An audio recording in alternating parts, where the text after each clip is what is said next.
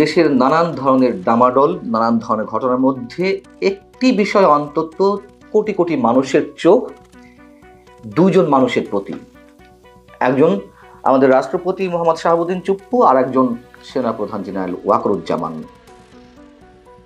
মানুষের মনে নানান ধরনের গুঞ্জন, মুখে মুখে নানান ধরনের গুজব, নানান ধরনের প্রশ্ন, ফিসফিসানি। রাষ্ট্রপতি মোহাম্মদ শাহাবুদ্দিনের কি হতে যাচ্ছে, সেনাপ্রধান জেনারেল ওয়াকারুজ্জামান কি করতে যাচ্ছেন, অথবা তার ভাগ্যে কি ঘটতে যাচ্ছে। এবং সাম্প্রতিক সময় অর্থাৎ গত 3 দিন ধরে এই গুঞ্জনটি প্রকট আকারে ধারণ করেছে। যখন আওয়ামী লীগকে নিষিদ্ধ করা হলো, আওয়ামী লীগকে নিষিদ্ধ করার বিষয়ে সরকার এখনই এরকম একটি সিদ্ধান্ত নেবে, মানুষের ধারণার বাইরে ছিল। যখন এই ঘটনাটা ঘটল তারপর থেকেই এই দুই ব্যক্তি সম্পর্কে নানান ধরনের গুঞ্জন। তো 3 দিন আগে সেনাপ্রধান জেনারেল ওয়াকারুজ্জামান বঙ্গভবনে গিয়েছিলেন, এটা সত্য কথা।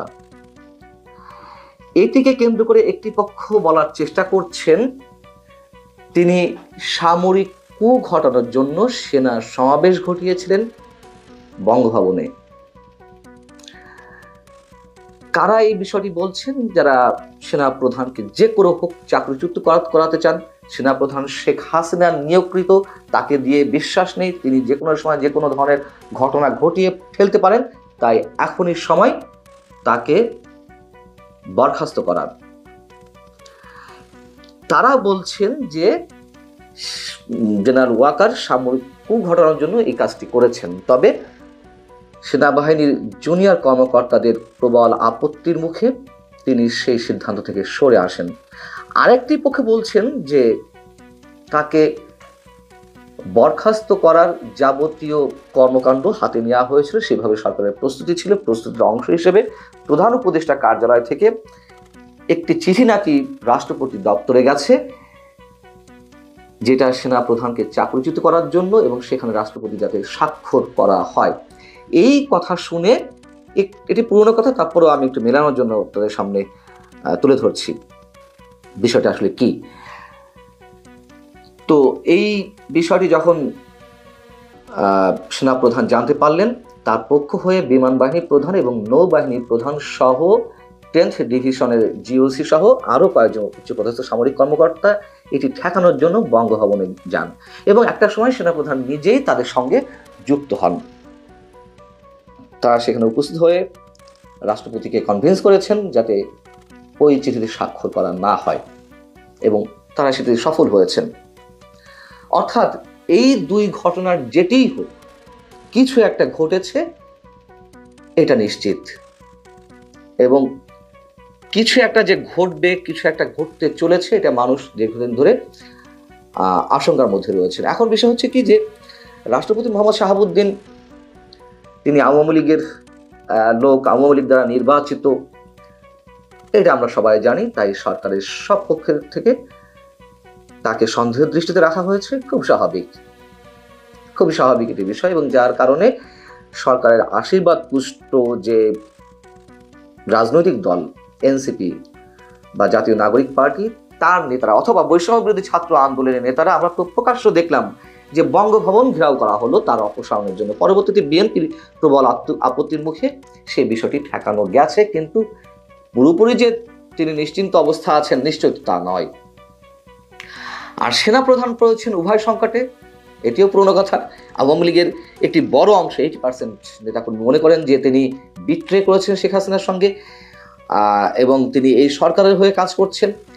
অর্থাৎ আওয়ামী লীগের একটি বড় অংশের চোখে যেমন তিনি চক্ষুশূল, ঠিক একইভাবে আবার সরকারের মধ্যকার একটি প্রভাবশালী বড় অংশের সন্দেহের মধ্যে সেনাপ্রধান যে কোনো কিছু ঘটিয়ে ফেলতে পারেন যে কোনো সময়। সামরিক কূ করে তিনি বর্তমান সরকারে বিদায় দিতে পারেন বা নিজের হাতে ক্ষমতা নিয়ে নিতে পারেন।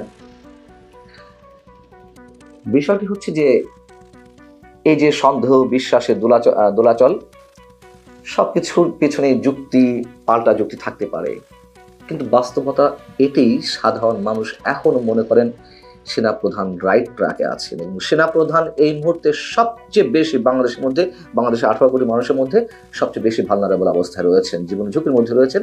এটাও সত্য কথা। সেনাপ্রধান যেটা বলছিলাম রাইট ট্র্যাকে আছেন কিনা।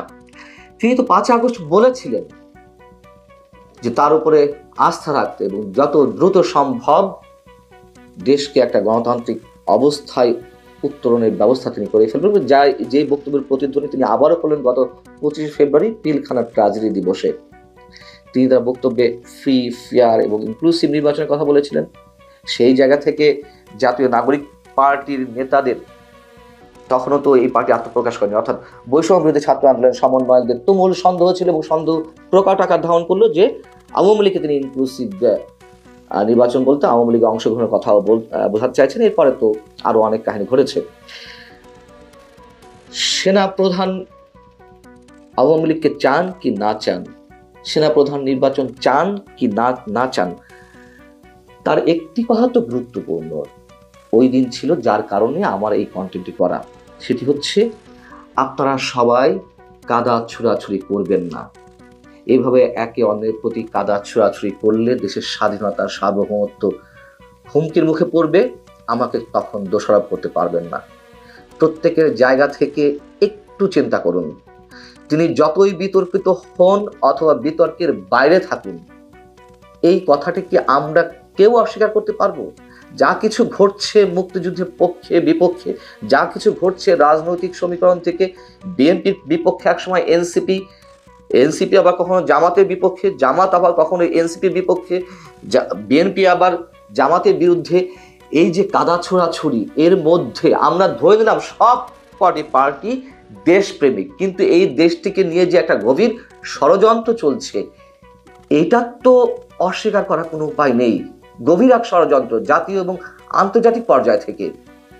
তো আমরা সেনাপ্রধানের বক্তব্য কিভাবে উড়িয়ে দেব? আমি সেনাপ্রধানের বিপক্ষে অবস্থান নিলেও তার এই বক্তব্যগুলোকে আমি কিভাবে অ্যাভয়েড করব? এগুলো তো দৃশ্যমান।